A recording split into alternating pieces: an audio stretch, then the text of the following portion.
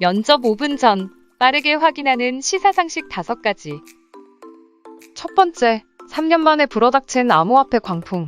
무려 3년 만에 비트코인과 같은 암호화폐 광풍이 불고 있어. 국내 암호화폐 일일 거래 대금이 한때 25조 원을 넘어서면서 국내 주식 거래 규모를 능가한 적이 있지. 암호화폐는 내재 가치가 없고 그 가치를 보증하는 신용보증자도 없어서 위험성은 물론 변동성이 커. 그럼에도 불구하고 암호화폐 투자자들은 대부분 차익을 목적으로 거래를 시작하고는 해. 암호화폐에 대한 정부의 입장은 굉장히 단호한데, 이와 같은 가상자산은 자본시장 육성법상 규제나 보호 대상이 아니라는 입장이야. 두 번째, ESG 경영. 기업들은 불확실성 시대에 새로운 성공 전략을 추구해.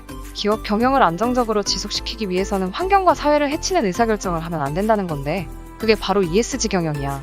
ESG란 환경과 사회에 대한 책임, 그리고 지배구조의 투명성을 평가하는 것들을 의미해. 지금까지 기업의 궁극적인 목표는 이윤 추구를 위한 기술 혁신이었지만, 앞으로는 환경과 사회 문제를 해결하는 기술에 더 주목하게 된 거지. 이에 따라 기업의 이윤 추구는 환경과 사회, 사람을 중시하는 가치 창출을 위한 ESG 경영으로 빠르게 변화하는 추세야.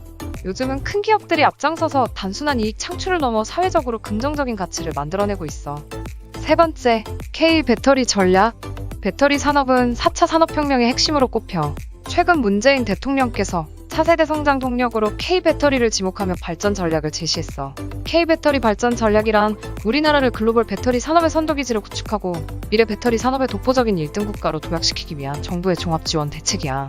우리나라 배터리 기술은 이미 최고 수준인 건 다들 알고 있지? 스마트폰 등에 들어가는 소형 배터리는 이미 10년째 점유율 세계 1위이고, 전기차 등에 들어가는 중대형 배터리도 경쟁국과 1, 2위를 다투고 있어. 2030년 배터리 1위 국가로 도약을 하기 위한 전략은 보이는 바와 같아. 네 번째, 넷플릭스 드라마 오징어 게임 열풍. 우리는 깐부잖아. 다들 오징어 게임 봤지? 오징어 게임은 한국에서 제작한 넷플릭스 오리지널 드라마야. 넷플릭스 점수 역대 1위를 기록하며 우리나라뿐 아니라 전 세계에서 가장 흥행한 넷플릭스 작품 중 하나가 됐어.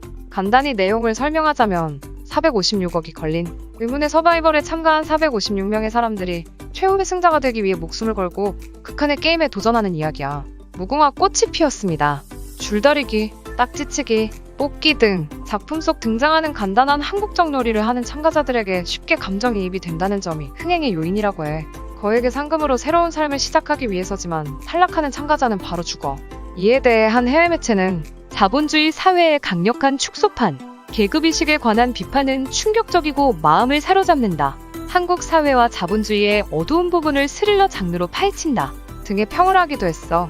한국 사회의 적자 생존, 계급사회, 승자덕식 등 자본주의를 다룬 콘텐츠라는 평이 많아. 인간의 존엄성이 무너지는 드라마라는 평도 있지.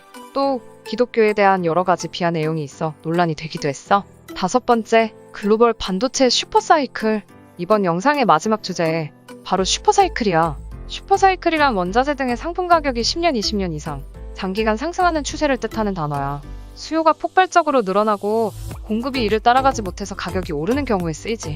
슈퍼사이클은 한 업종이 시장에서 저평가를 받거나 작은 규모였다가 공급이 늘어날 때, 혹은 시장에서 좋은 평가를 받으면 발생해. 신종 코로나 바이러스 감염증이 가져온 언택트 문화의 확대로 전자기기의 수요가 급증하면서 반도체 장비에 대한 투자액도 지속 확대될 것이라는 전망이 나왔어. 글로벌 반도체 기업들이 호황기 슈퍼사이클을 맞아 과감하게 설비 투자를 한 만큼 글로벌 반도체 업계에서 집행된 설비 투자의 규모가 올해 사상 최대치를 기록할 것으로 예상돼. 자, 이번 주 내가 준비해온 영상은 여기까지야. 어때? 유익했어? 다음번엔 더 좋은 내용으로 돌아올게. 안녕.